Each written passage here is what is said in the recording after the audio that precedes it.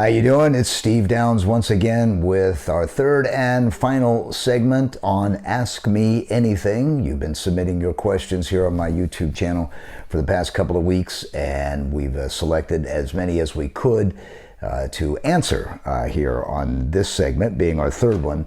The first one was all about personal questions. The second segment dealt with voiceover questions beyond my role in Master Chief and also my career in radio. But the third and final one is all Halo. These are all questions that involve the experience of working with 343 and voicing Master Chief for the last 20-some years. And our first question comes from CAMO, C-A-M-O. Wants to know how the hiring process to get the role for the voice of Master Chief went. Did they know it was you on the spot? There was no auditioning process.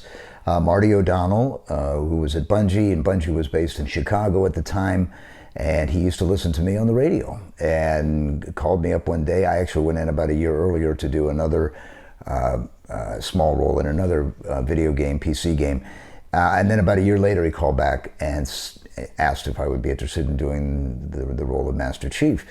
And I'm sure my response was something along the lines of, what's it pay? So, because there was no Halo at that point. The game hadn't come out yet. And, but it turned into be quite an experience, and one that I am indebted to Marty for the last 20 years, because he certainly changed my life. And the second part of Camo's question was, did they know it was you on the spot? I don't know. I don't know that they looked at anybody else. I'm sure they did. But as I said, I never auditioned for it, so it wasn't like they were trying me out. I came in and did it, and that was the end of that. So hopefully, Camo, that answers your question there. From felynecomrade, do you have any stories of remarkable interactions with fans? Any fan who was crazy or funny or touching or just stood out in any way? There's a couple. There's one several years ago. I was at a small convention in Little Rock, Arkansas, and I was actually on my way from a panel or maybe an autograph signing or something back, I think, to my room. And I was passing through the lobby, and a guy stopped me, and obviously was a fan, but he was so nervous that he couldn't get his words out, and he was literally sweating. And I just stood there for the longest time and let him try to gather himself, and it just wasn't happening. So I just finally grabbed him. I said, "Look, I'm just a guy, and calm yourself down and try to gather your thoughts," which he eventually did. But it was very touching. And beyond that, the experience, I've been to many conventions since then, and the experience has always been very rewarding and humbling, to be honest with you, because what's interesting about fan reaction to Halo is it seems to be more than just a video game. I can't tell you how many times I've heard stories that involve Halo helped get them through a particularly rough period in their lives, or was the only thing they had going for them at the time, or through online gaming they met their wife or their husband or a best friend, and how and then as the game progressed over the years, and one of the things about having a video game that's been around for 20-some years is that it becomes generational. And now what I hear a lot of is fathers and sons bonding over Halo, or mothers and daughters, or mothers and sons, or brothers, whatever. And those are just, really rewarding stories. And the other thing about fan interaction is, what the fans may not know is that it really informs me in terms of my work as voicing Master Chief. When I see the things that mean something to you, as a fan, that gets internalized, and the next go round, when it's time to record for Master Chief again, those thoughts are still there, and they do, I believe, affect my performance in a hopefully a positive way. So, I can thank you for that. Actually, it really does. It's a feedback loop in a way between the fans and me. So thank you for that feline comrade. And also Flylight also had a similar question regarding the funniest encounter. They've all been great. My favorite one is the guy who walked up, had a professionally made t-shirt that said, "I'm only here to see Steve Downs." So automatically he got bumped to the front of the line. So I particularly enjoyed that one, but the whole convention experience has been fantastic, and I really do enjoy it. By the way, I have another one coming up in just a couple of weeks from now I'm looking at my wall calendar, the 18th of February in Pensacola, Florida. Pensacon, my first time in Pensacola and at Pensacon. I hear it's a spectacular convention with lots of different celebrities and cosplayers and various people involved in the anime and video game industry. But I'm looking forward to that, February 18th to the 20th in Pensacola. And then beyond that in March, let's see, Lexington, Kentucky. We'll be there for a big gaming convention in Lexington on the 24th of March, the 24th through the 25th through the 27th. So, and we really do have a busy convention schedule this year. I think it's a lot of pent-up demand from COVID and everything being shut down last year. So I'll be in Dallas this year. I'll be in Boston, Massachusetts. Where else? I think going back to Sacramento, California. Was just there a few weeks ago, but we're going to go back in September. Raleigh, North Carolina. That'll be a fun one. I hear that's a great con. So, we have, some exciting trips. Orlando, which is a huge convention. And then the following week at MomoCon, another big one in Atlanta, Georgia. Going back to MomoCon, I did a convention there years ago with Keith David, the voice of Arbiter, which was a particular fanboy moment for me. So anyway, hopefully we'll see some of you on the road, as it were, this year. I look forward to that.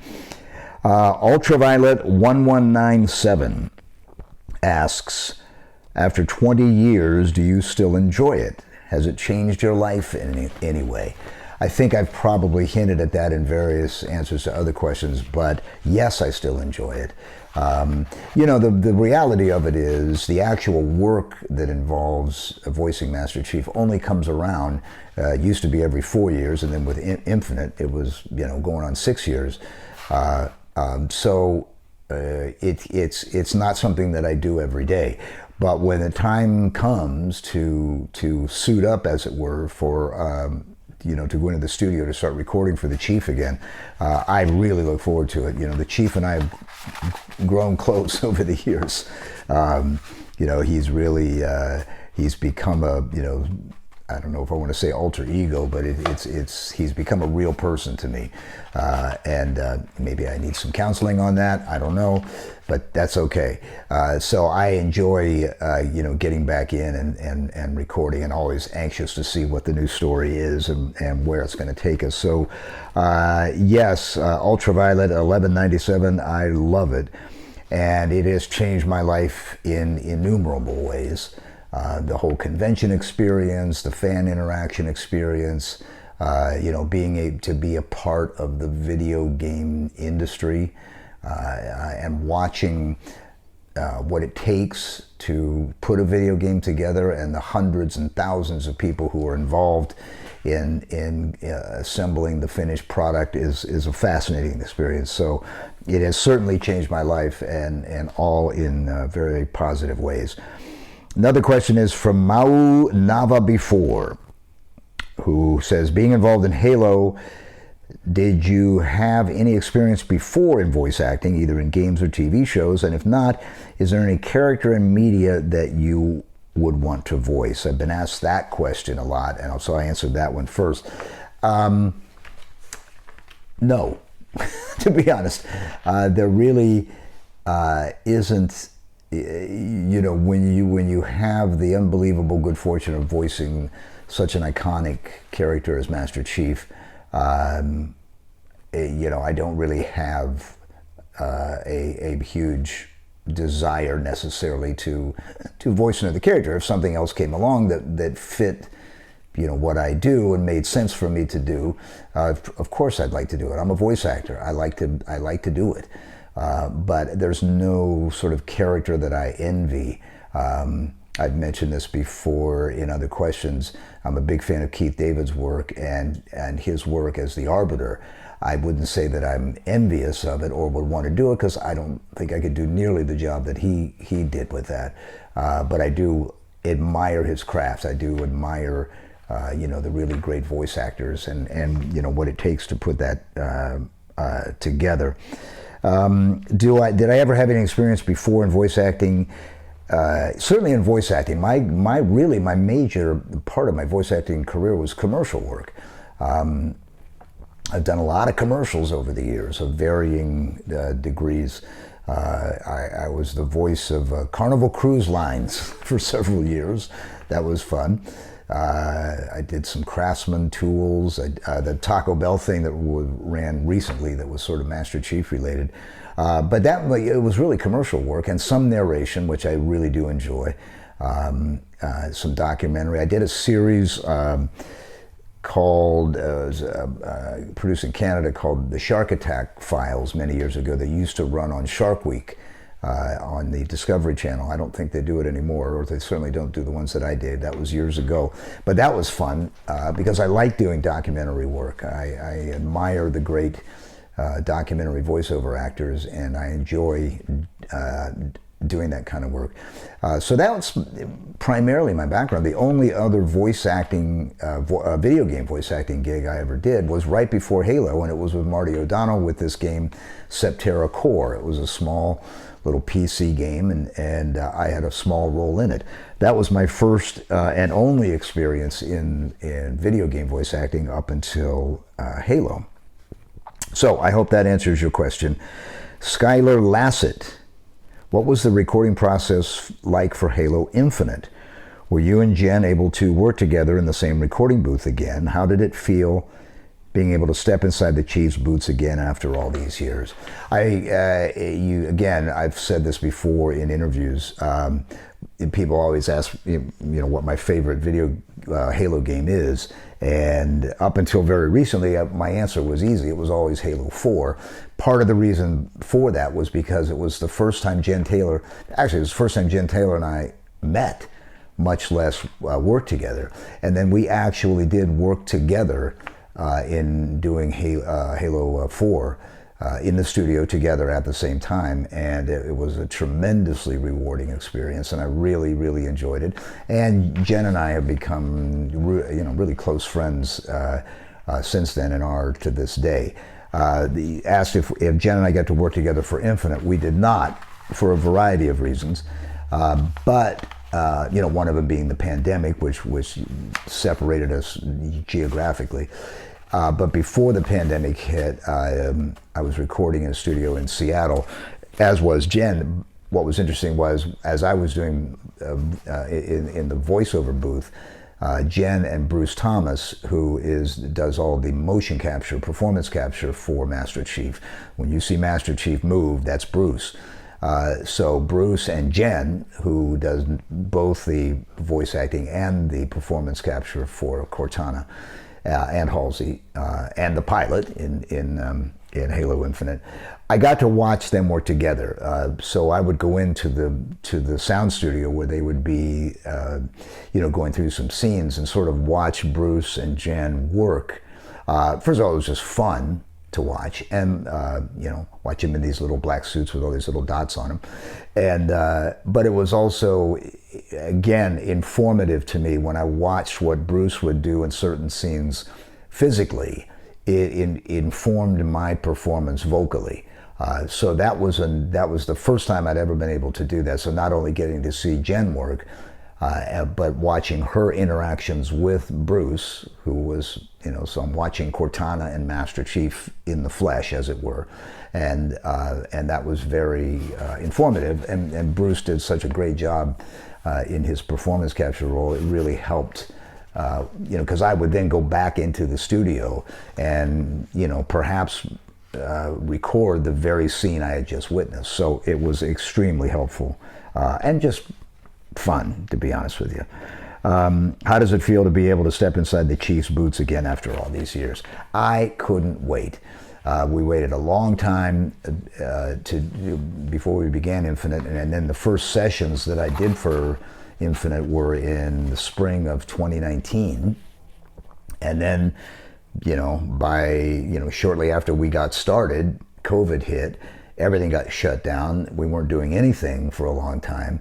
And then they had to figure out a way to finish the sessions, and we still had quite a bit to do remotely. I have a home studio, modest little studio in the other room back here, where I do my work, and my wife, who's also a voice actor, Liz Weifler, does her work, and we were able to technically get that room up to speed so it would match what we had done in a multi-million-dollar recording facility.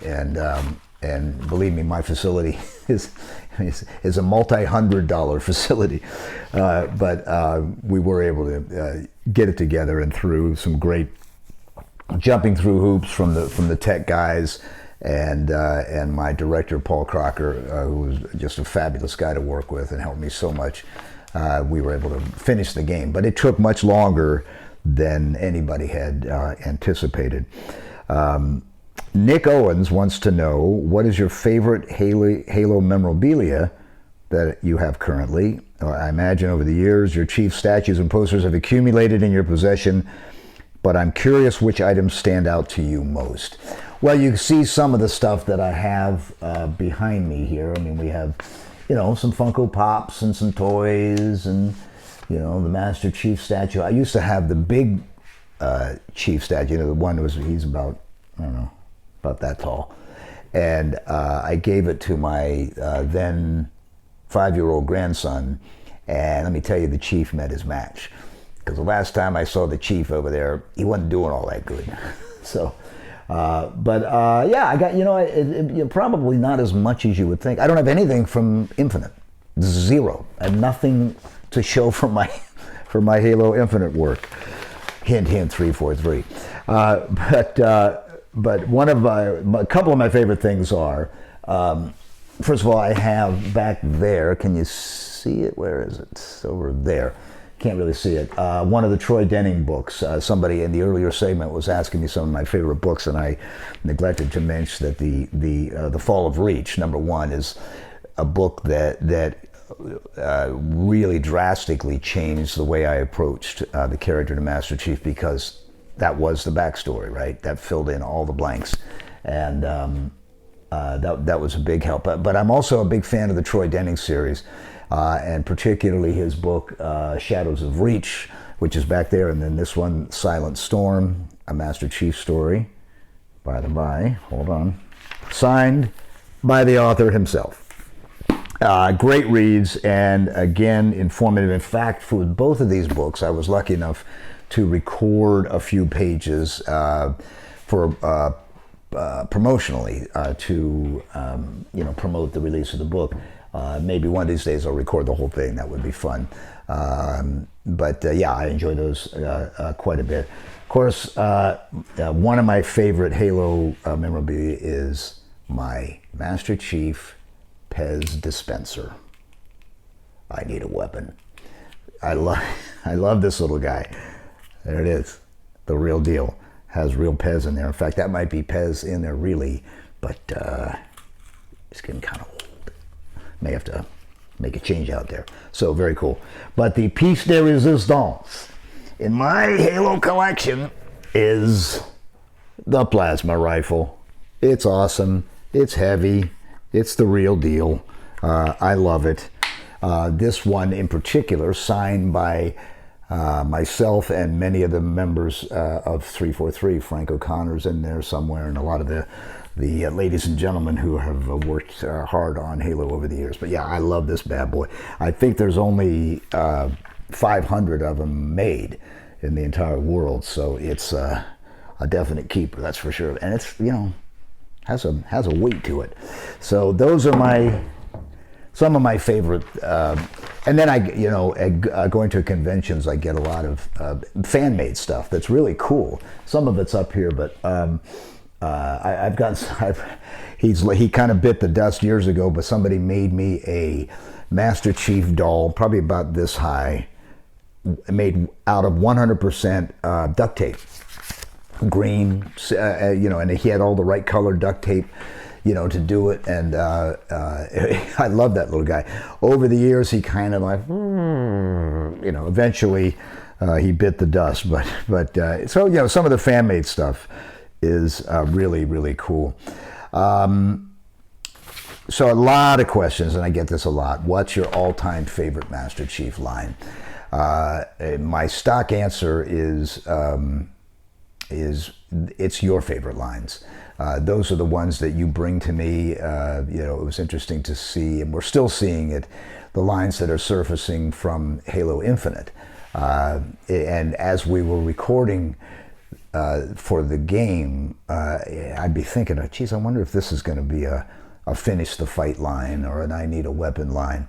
And interestingly, we use both of those lines in new capacity in Halo Infinite. The one that seems to stand out so far is the missions change. They always do. That's become a line from Halo Infinite. And there's been a few others that will surface. But so it's really, I like the ones that you like. One of my favorites from Halo 4 towards the end of the game, when Lasky and the Chief are standing out on a deck, and he's trying to make conversation with the Chief, and the Chief's, as you know, not really a conversationalist, and he finally leaves, and he says something about,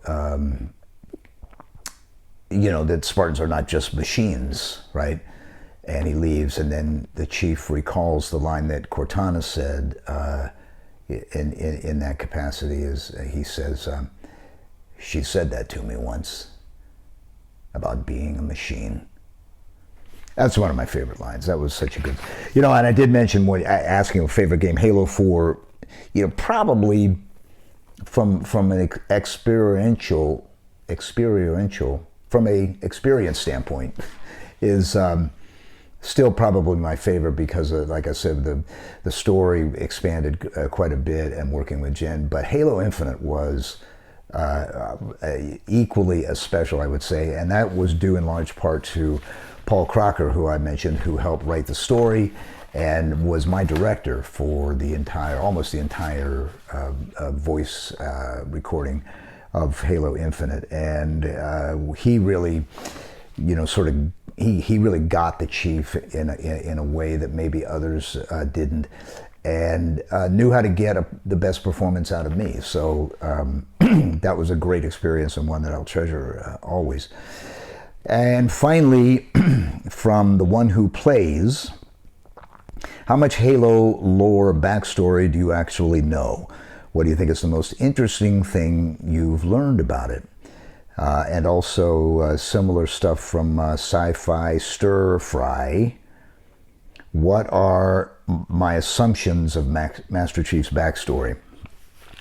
I wouldn't call myself an expert in the lore, in Halo lore, but as I said, through reading the books, especially The Fall of Reach, it was quite informative as to how Master Chief came to be who he was, and it really, because if you look at the Chief just from watching the cutscenes in the games or even the gameplay, he can come across as a fairly one-dimensional, character. He doesn't say much, a lot of shoot 'em up, that's about it. But if you dig a little deeper and you peel the onion back just a little bit, there's a lot more going on, and Master Chief ends up being, a fairly complex personality who's been through some very traumatic moments in his life, beginning as a child, basically being kidnapped and never seeing his parents again. That's kind of big. And then being, you know, physically augmented and changed through, you know, biomechanics and whatnot to become this Superman in a sense, a super soldier. So, you know, that's not going to, you know, experiences like that are going to affect you, don't you think? I mean, they're going to, and perhaps scar you. And that's why his relationship with Dr. Halsey, it's a complicated one, his relationship. And I think we have, I think there's a lot more exploration that needs to be done between the chief and Halsey, you know, in terms of what that's all about. But the relationship between him and Cortana, of course, is a very interesting, and like I said, for me, a very deep and complex one. And now with the weapon, it takes on this whole nother level of complexity. So I think that you know, it's a very, he's a very interesting character, much more interesting than perhaps people give him credit for. What are my assumptions of Master Chief's backstory? Going in, I had none. Going into recording Combat Evolved, I didn't have a visual rendering of Master Chief. I didn't know what he looked like. Marty just described him to me, and we went with that. You know, his big, you know, the sort of the launching point for me in terms of trying to develop a voice for the Chief was Marty said, you know, think of Clint Eastwood when Clint Eastwood did the spaghetti westerns and the Dirty Harry movies. He didn't say a lot, but when he did, you know, somebody usually got killed. So, you know, I came at it initially from that viewpoint, and then we just, you know, over the years kind of expanded on that. And as I said, for me, he's become a much more complicated individual. And I think with Halo Infinite and the way Halo Infinite ends, and I won't get into that because if you haven't gotten there yet, but there's a lot more that needs to be done. There's a lot more adventures for the Chief and the weapon and the pilot and the other characters here. So that the story of Halo and the Halo universe is a big one, and there's still a lot more ground to be covered, shall we say. So that'll wrap it up. I think we've covered everything I can cover here in this segment. I hope you've enjoyed it. I've had a blast with it, and it's funny when you do these kind of things, thoughts come to mind both about recording the game, about my career and voice acting in general, and even on a personal, you know, when you start opening up that layer, it becomes an interesting experience, shall we say. So I thank you for everybody who participated, and hopefully we'll be able to do it again. We're going to try to keep you updated here on our YouTube channel as to various goings on, you know, convention appearances and other things that may be coming up as it relates to the Halo story and Halo Infinite in particular. So I want to thank you all for not only viewing this, but for your support of the game and the franchise. And it means a lot to all of us that you care so much about it, and we will try to live up to those expectations going forward. So have a great day. Thanks for checking it out. Chief, out.